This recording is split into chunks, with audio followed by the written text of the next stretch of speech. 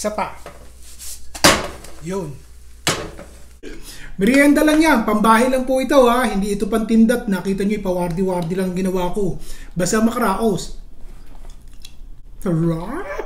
Pero pwede po sa may diabetes. Kasi hindi masyadong matamis. Sarap. Tustahin natin tong isang bag ng malagkit.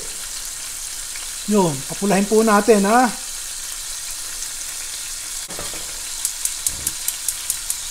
O siya. Huwag na natin galawin. Ganyan na. Ganito gawin nyo paminsan-minsan, no? Para po matusta yung nasa ibabaw. Pero huwag nyo na pong kalikutin. Lubayan nyo na muna. Kapag ka po malagkit ang binubusan nyo, tumatapon sa paligid. Nakikita nyo. Pero ito po, medyo brown-brown na ng konti. Diretso pa po, ha? Maaamoy nyo naman yun, para talagang ang bango. Tustahin pa natin, ha?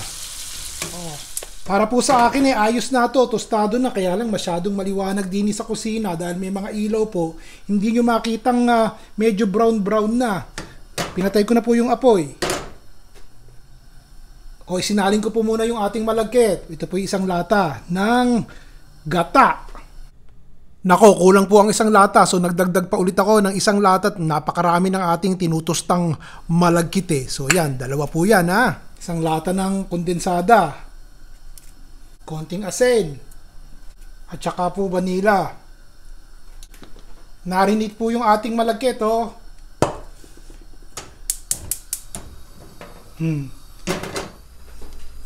ngayong kumukulo na, dahan-dahan nyo pong ilalagay inyong malagkit na tinusta.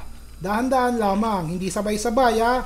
Huwag nyong bulugain yung gata at kondensada. Ganun lamang Naku po, naamoy ko na ang bango sige pa, diretso po. Ano man ang kalabasan nito, bahala na po.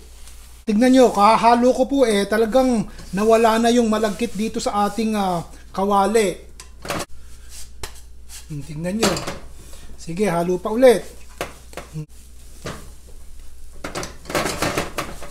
Isa pa. Yun. Titigil na po ako ng kahalo para po sa akin ayos na po ito. At taduhin na natin ha. Pagkatapos ito naman po ang ating malagkit. Malamig na. Ayos. Di ataduhin na po natin. Kung ano man ang gusto nyong gawin, at luto na po yan Ano mang hiwa o ano mang sukat ang gusto nyong gawin, iisa lang po ang lasa niyan. Nagsubi po ako ng isang tasang tinustang malagkit. Lagyan po natin ng konting Milo. Yan ang naiiba. Para iba naman ang merienda nyo, hindi yung pare-pareho. Kunin nyo po yung isang bahagi ng ating panghimagas at ganito gawin natin. Maglalagay po ako ng konting malagkit at Milo dini sa ating sangkalang malinis. At pagugulungin ko, alam nyo na kung ano gagawin natin dini. Ilang hiwa po ba gusto nyo? Diba? Dali. Medyo napadami po yung ginawa ko Tignan nyo nga. Lampas pong 4 na measuring cups ng malagkit yung tinusta natin. Kaya ganito nilabasan. Pawardi-wardi lang po itong panghimagas natin mga kaibigan. Pero kung ito po'y gagawin nyo negosyo at ititinda nyo, piluduhin nyo. At nang mapuri naman kayo, hindi yung ginagantong gawa ko Tapos pagulungin nyo po ulit dito sa ating tinustang malagkit at Milo. Ilagay na po natin din sa ating malukong na may Milo at malagkit at pagulungin pa natin muli para talagang lumasa yung lasa ng Milo. Magguantes po kayo kung may ibang kakain. Kung kayo lang naman pwede nang wala katulad ng ginagawa ko. Ito po ang ating Milo Espasol. Kung gusto nyo pang lagyan ng Milo sa ibabaw bakit hindi? Merienda lang yan, pambahay lang po ito ha. Hindi ito pantindat. Nakita nyo ipawardi-wardi lang ginawa ko.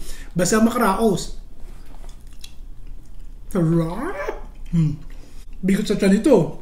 Pero pwede po sa may diabetes. Kasi hindi masyadong matamis. Sarap. Gusto nyo bang dumaan? Tingnan nyo itong niluto namin. Napakadami.